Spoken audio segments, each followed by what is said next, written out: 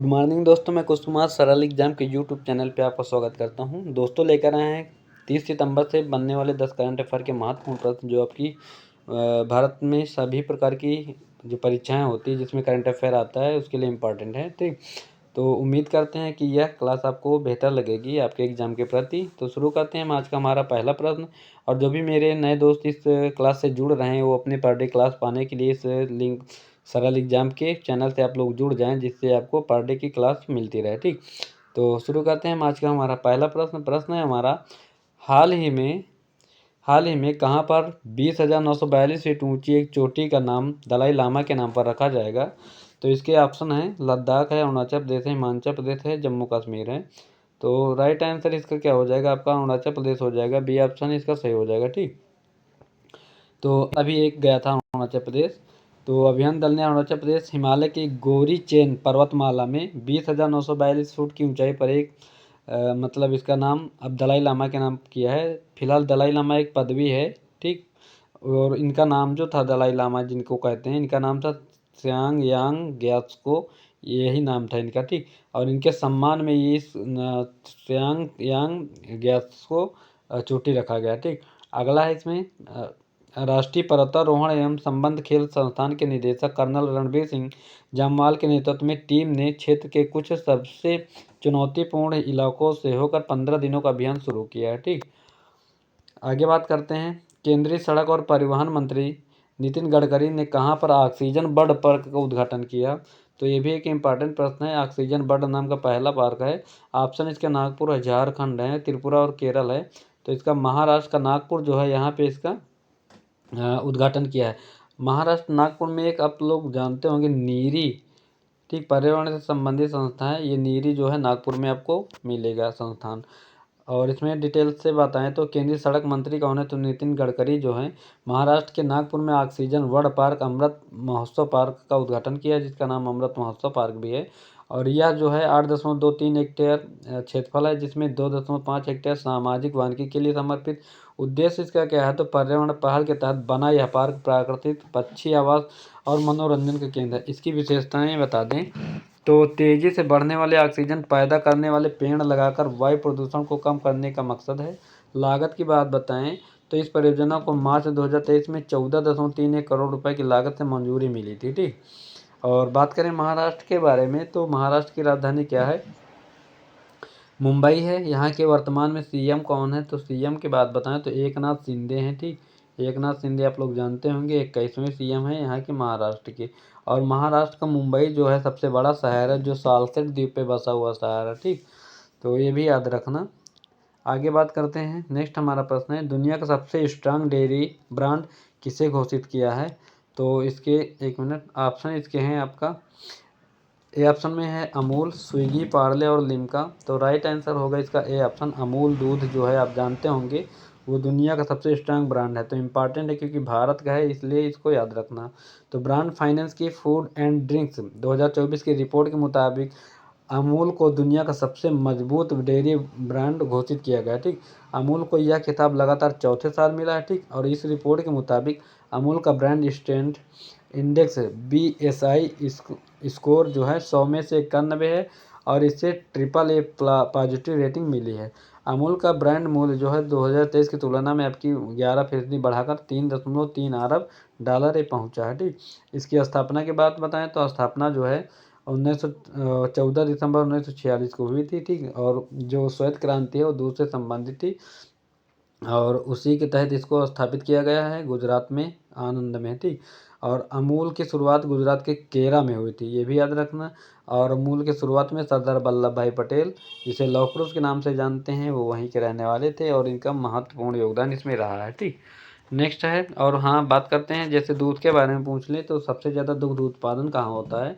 तो उत्तर प्रदेश पहला स्थान रखता है और उसके बाद राजस्थान है। बीच में राजस्थान हो गया था बट अब फिर से उत्तर प्रदेश ने अपना पहला स्थान इसमें हासिल कर लिया। ठीक, नेक्स्ट है हमारा प्रश्न, हाल ही में सुआलकुची गांव को सर्वश्रेष्ठ शिल्प श्रेणी पर्यटन गांव घोषित किया गया है। यह किस राज्य में है? तो मेघालय है, राजस्थान, असम या उत्तर प्रदेश। तो राइट आंसर इसका हो जाएगा सी ऑप्शन। ठीक, असम में है ये। तो असम के मुख्यमंत्री कौन है? हेमंत बिस्व शर्मा है। ठीक, और इसके बारे में बताएं तो असम के सुआलकुची गांव को इस साल सिर्फ श्रेणी में सर्वश्रेष्ठ पर्यटन गांव का पुरस्कार मिला है। रेशम बुनाई उद्योग का केंद्र होने के कारण असम के सामाजिक और आर्थिक क्षेत्र में अहम स्थान रखने के लिए इसे यह सम्मान दिया गया। ठीक, और यह गांव जो है मूगा और एरी पैड और टसर रेशा आप नाम सुने होंगे, उसकी बुनाई की विरासत को संरक्षित करने के लिए प्रसिद्ध है। ठीक, और सुआलकुची गुवाहाटी के से लगभग 35 किलोमीटर दूर कामरूप ग्रामीण, जो कामरूप असम का पुराना नाम है, ये भी याद रखना, जिले के ब्रह्मपुत्र नदी के उत्तरी तट पर स्थित है। ब्रह्मपुत्र नदी में विश्व का सबसे बड़ा नदी डेल्टा है, तो ये माजुली, इसे याद रखना। माजुली एक जिला भी घोषित किया गया है और असम की राजधानी दिसपुर है। वर्तमान में इसके मुख्यमंत्री हैं हेमंत सोरेन है। और असम का 33वां यूनेस्को में शामिल हुआ मोइदम। मोइदम जो है 18वीं शताब्दी में बना था, तो मोइदम को अभी विश्व विरासत सूची में शामिल किया गया है, ये भी याद रखना आप लोग। ठीक, और नेक्स्ट हमारा प्रश्न है, हाल ही में अग्निवीरों को आरक्षण देने वाली पहली प्राइवेट कंपनी कौन सी बनी है? तो इम्पॉर्टेंट है क्योंकि अग्निवीरों से संबंधित पहली प्राइवेट कंपनी है जिसने आरक्षण लागू करके भर्ती करने का आदेश दिया है। तो अमेजन है, डीआरडीओ, भेल या ब्रह्मोस? तो right answer aerospace company BrahMos है। ठीक, ब्रह्मोस मिसाइल भी है, आपको याद रखना है कि ब्रह्मोस मिसाइल भारत और रूस की सहायता से बनाई गई थी। ठीक, तो अग्निवीरों को आरक्षण देने वाली पहली प्राइवेट कंपनी ब्रह्मोस बनी है। ब्रह्मोस एरोस्पेस अग्निपथ योजना के तहत अग्निवीरों के लिए रोजगार रिजर्व करने वाली पहली यूनिट बन गई है। और ब्रह्मोस एरोस्पेस ने टेक्निकल इंडीज में 15% और प्रशासनिक व सुरक्षा भूमिकाओं में रिक्तियों में 50% आरक्षण की घोषणा की है। ठीक, और इसकी राजस्थान जो है राजस्थान, हरियाणा, उत्तर प्रदेश 10% आरक्षण पहले से अग्निवीरों के लिए लागू किए हैं। बात करें नेक्स्ट प्रश्न की, तो आईफा उत्सव है अभी 2024 में सर्वश्रेष्ठ अभिनेत्री किसे चुना गया? ऑप्शन इसके करीना कपूर, आलिया भट्ट, ऐश्वर्या राय या दीपिका पादुकोण है। तो पुरानी हीरोइन जो ऐश्वर्या राय अमिताभ बच्चन की बहू हैं, उनको यह सर्वश्रेष्ठ अभिनेत्री चुना गया। ठीक, तो आईफा अवार्ड अभी हुए कहाँ? तो अबू धाबी में चल रहे हैं, दुबई में।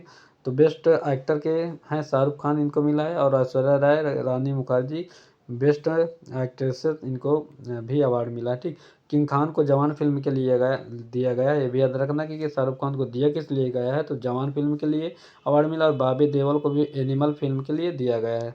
ठीक, तो अभी शाहरुख खान के बारे में बताएं तो इनको अभी फ्रांस का भी सर्वोच्च पुरस्कार भी दिया गया, फ्रांस का, और वहाँ पे इनके नाम का सिक्का भी जारी किया गया था शाहरुख खान के नाम के, ये भी याद रखना। ठीक, नेक्स्ट हमारा प्रश्न है, हाल ही में किस राज्य का एंड्रो गांव 2024 का पर्यटन गांव घोषित हुआ है? मेघालय, मणिपुर, सिक्किम या असम है। राइट आंसर इसका आपका बी हो जाएगा, ये है मणिपुर में पड़ता है एंड्रो गांव। ठीक, तो इसके बारे में बताएं तो पर्यटन मंत्रालय द्वारा ये आयोजित सर्वश्रेष्ठ पर्यटन गांव प्रतियोगिता के 2024 संस्करण में मणिपुर के एंड्रो गांव को हेरिटेज श्रेणी में सर्वश्रेष्ठ पर्यटन गांव का प्रतिष्ठित पुरस्कार मिला है। और विश्व पर्यटन दिवस 2024 के उपलक्ष्य में शुक्रवार को नई दिल्ली के विज्ञान भवन के प्लेनरी हॉल में आयोजित एक कार्यक्रम में मंत्रालय ने मणिपुर पर्यटन के अधिकारियों को एंड्रो गांव के प्रतिनिधियों को सम्मानित किया। अभी उत्तराखंड के भी 3 गांव इसमें शामिल हुए हैं। ठीक, तो यदि ये भी याद रखना क्योंकि अलग अलग राज्यों के अलग अलग गांव शामिल किए जाते हैं। राजधानी की बात करें तो इसकी राजधानी इम्फाल है। सीएम यहाँ के वीरेंद्र सिंह है, ये भी याद रखना। राज्यपाल लक्ष्मण आचार्य हैं। ठीक, और बात करें मणिपुर की तो यहाँ तैरता हुआ राष्ट्रीय उद्यान है केबिल लामजाओ। केबुल लामजाओ आप लोग सुने होंगे, केबुल लामजाओ तैरता हुआ राष्ट्रीय उद्यान है। फिलहाल ये है क्या? तो ये समुद्र मतलब वो झील पे घास होती है, घास का है वही, इसीलिए इसे तैरता हुआ राष्ट्रीय उद्यान नाम रखा गया। ठीक, कोई वहाँ पे कुछ बनाया नहीं गया, बस वो घास एक प्रकार की है उसमें। अगला है हमारा, हाल ही में खसरा और रूबेला को के लिए किस देश को अवार्ड दिया गया है? तो ये भी एक इम्पॉर्टेंट प्रश्न बनता है क्योंकि भारत से संबंधित है। तो ऑप्शन इसके अमेरिका है, भारत, जापान और चीन है। राइट आंसर होगा अपना इंडिया, इसको दिया गया है। तो स्वास्थ्य मंत्रालय ने भारत को इन संक्रामक रोगों से निपटने के लिए किए गए अथक प्रयासों के लिए प्रतिष्ठित मीजल्स एवं रूबेला चैंपियन पुरस्कार से सम्मानित किया गया। 1961 में इसे 100% प्रभावी माना गया और 1963 में पहली खसरे की वैक्सीन को सार्वजनिक उपयोग के लिए लाइसेंस दिया गया था। ठीक, तो रूबेला वैक्सीन पहली बार बच्चे के पहले जन्मदिन पर या उसके बाद MMR वैक्सीन के रूप में दी जाती है।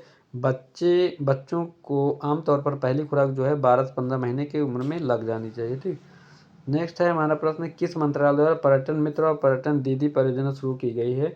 तो आप याद रखो पर्यटन से संबंधित है, तो ये खास करके पर्यटन मंत्रालय की घोषणा है। ठीक, तो इसमें बात करें तो विश्व पर्यटन दिवस अभी हुआ है 27 सितंबर को। तो इसी दिन पर्यटन मंत्रालय ने पर्यटन मित्र और पर्यटन दीदी नामक एक जिम्मेदार पर्यटन पहल की शुरुआत की है। इसका उद्देश्य क्या है, तो पूरे भारत में पर्यटकों के अनुभवों को बेहतर बनाना है। और सरकार के तहत पर्यटन का एक अलग विभाग पहली बार 1 मार्च 1958 को बनाया गया था। ठीक। और विश्व पर्यटन दिवस अभी हमने बताया 27 सितंबर को मनाया जाता है। ठीक। तो जो है ये 27 सितंबर को विश्व पर्यटन संस्थान की वो स्थापना हुई थी, इसीलिए मनाया जाता है। अगला हमारा प्रश्न है, हाल ही में वृंदावन ग्राम योजना और गीता भवन परियोजना की घोषणा किस राज्य में हुई? मध्य प्रदेश, उत्तर प्रदेश, उत्तराखंड और बिहार है। फिलहाल इसका राइट आंसर जो हो जाएगा आपका मध्य प्रदेश होगा। ठीक। वृंदावन देख के उत्तर प्रदेश मत लगा देना, क्योंकि ये वृंदावन यूपी में है। तो मध्य प्रदेश सरकार ने वृंदावन ग्राम योजना और गीता भवन परियोजना का शुभारंभ किया है। मध्य प्रदेश सरकार ने गौ संरक्षण, ग्रामीण विकास और दूध उत्पादन में वृद्धि पर ध्यान केंद्रित करते हुए चयनित ग्राम पंचायतों को आदर्श गांवों में बदलने के लिए वृंदावन ग्राम योजना शुरू की है। और इस पहल के तहत प्रत्येक गांव में एक गौशाला स्थापित की जाएगी। ठीक। और इसमें बात करें मध्य प्रदेश की, तो मध्य प्रदेश जो है इसकी राजधानी क्या है? भोपाल। अगर कभी पूछ ले भविष्य में कोई प्रश्न आए, एक विश्व की सबसे छोटी मस्जिद कहाँ है, तो आपका भोपाल में पड़ेगा, 2.5 सीढ़ी की है। ठीक। ये विश्व की है, ये ज़्यादा किसी को फिलहाल पता तो नहीं होगा। फिलहाल 2.5 सीढ़ी की है, विश्व की सबसे छोटी मस्जिद। ठीक। और इंदौर जो है 7 बार सबसे स्वच्छ शहर घोषित किया गया, ये भी याद रखना। यहाँ के मुख्यमंत्री कौन है? तो मोहन यादव बनाए गए नए मुख्यमंत्री।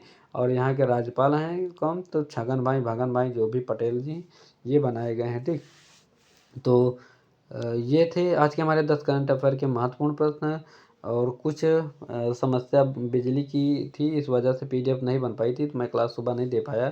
फिलहाल जो भी लोग इसको देख लें तो अपना 10 का प्रश्न आपको कंप्लीट हो जाएंगे। और उम्मीद है कि यह वीडियो आपको अच्छा लगा होगा। और अभी कुछ न्यूज़ हैं शिक्षक भर्ती से संबंधित, तो मैंने अभी वीडियो उस दिन डाला था, टीएलटी ग्रेड और टीजीटी पीजीटी की वैकेंसी के लिए अधियाचन आ चुका है। कम से कम 70-75 हज़ार वैकेंसियाँ खाली हुई हैं, तो इनमें जल्द से जल्द इसके पद भरे जाएंगे। और प्राइमरी भर्ती के लिए जो भी बीटीसी किए हुए लोग हैं उनके लिए भी महीना, 1 महीना या 1.5 महीना में उनका भी अधियाचन पूर्ण रूप से भर्तियों का आ जाएगा। कितनी वैकेंसी खाली है, तो वो काम चालू हो गया है।